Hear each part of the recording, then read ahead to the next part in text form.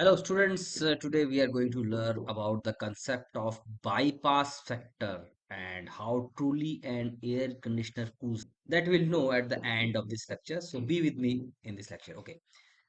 So have you ever noticed this thing that when you are touching the inner walls of the ice box of refrigerator where ice is developed, means putting the ice tray and developing the ice. So in case you are touching the inner walls, then those inner walls are cooler than that of the air which is trapped inside the entire region, though the box was closed. Still, you would have observed this thing. The air inside that ice box is not that much cold as the inner surface of that ice box is. Similarly, you would have observed one thing, that you are setting the temperature of air conditioner to 16 degrees centigrade.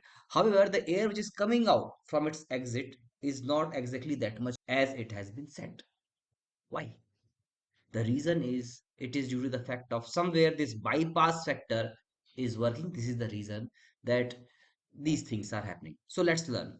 So imagine that there is a duct. This is the duct of an AC, and there is a cooling coil sitting inside, you can see, and hot air is passing through this duct. So it will touch this cooling coil and will become cold and will come out. This is our goal, and this is the goal of an air conditioner is.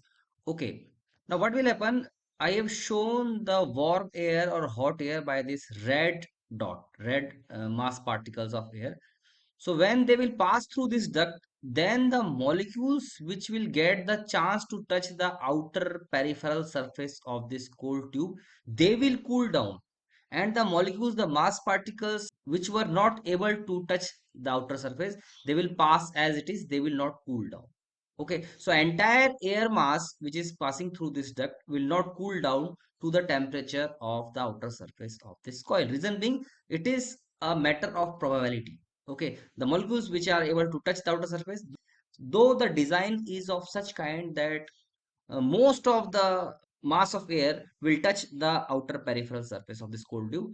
Still, there are chances that some molecules or some mass particles bypassed without touching the outer surface, so they will not cool down. So ultimately, air will come out with some hot air molecules, some hot air mass particles, as well as cold air mass particles. So they will mix up, and the temperature of that mixture will be higher as compared to that of surface temperature of this coil. Okay, so now what the bypass factor is, that, see, what is our goal, that the temperature T1 of hot air cools down to Tc. Tc is the surface temperature of this coil. Okay, so the difference which is desired from the system is T1 minus Tc, that is in the denominator. However, the air is coming out with temperature T2 which is higher than Tc. So the difference between the exit temperature T2 and Tc, so that is T2 minus Tc. So this is in the numerator. Okay, this ratio is called as bypass factor. Okay, so ideally what we want, the T2 should be equal to Tc, the outer surface of the coil. However, T2 is higher than Tc. Okay, so in case of T2 becomes equals to Tc, the numerator of this equation will become 0, then bypass factor will become 0. So bypass factor tells what, that up to how much extent the air is leaving the duct as it is without touching the upper surface, bypassing.